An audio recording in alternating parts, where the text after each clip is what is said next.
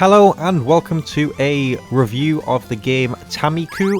Its developer is Josian, I hope I'm pronouncing that right, and the publisher is Ratalaika Games, which I am going to thank for providing me a review code for the game. Now, I'll start off with what I actually gave the game in terms of a score, which was a 5.2 out of 10.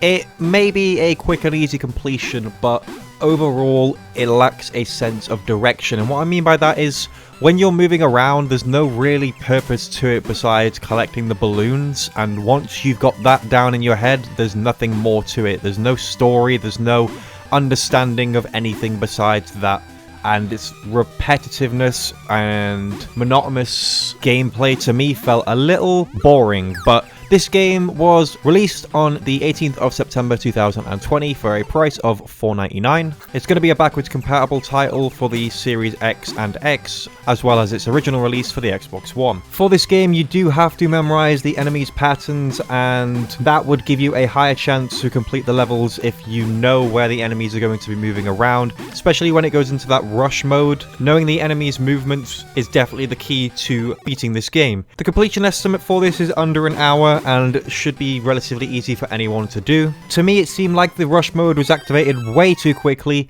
and would end up with me dying, which seemed extremely unfair, as without knowing the patterns of the enemies, it's going to always kill you on every single level at least once. The different flaws that there seems to be way too many enemies and way too much going on the screen to actually focus on one thing and control a character and collect the balloons all at the same time. Although I do like the unique art style and the variety of enemies, but overall it does need some slight improvements for the bugs that I encountered when I was playing this. So first off, it started to crash halfway through the game, and sometimes halfway through levels, or even just loading the game, crash the game, forcing me to have to either reinstall it or reload the game to even play one of the levels. Sometimes this would result in me completely losing my save and I have to restart the entire game right from the very beginning, and was extremely frustrating. There are other things in the map that I don't understand that are even there, as the entire point of the entire level is just to collect all of the balloons in each of the levels.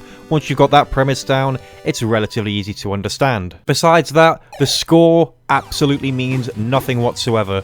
One of the things I would suggest for the improvements of the game would be that the life that you have is reset upon each level that you enter and does not carry over level to level, as there's a lot of times I felt like I could have completed the level if I would have had my 3 lives that I started out with on the start of that level, rather than it carrying over to maybe having 1 or 2 from the last level. There's 11 achievements in the game just for completing different stages, and they're all relatively easy once you know the patterns. Sometimes it's complete luck, and knowing where the enemies are moving around on the screen definitely helps. With everything else that the game has, the other things that really annoyed me were the in-game menus, as they're not very clear and can be extremely tough to read if you have a specific setting on, as it changes it to an old style TV game, which is kind of cool but kind of ruins the fun. And it's supposed to be a next-gen console, but it doesn't feel like a next-gen title. And I know this is some sort of indie developed game and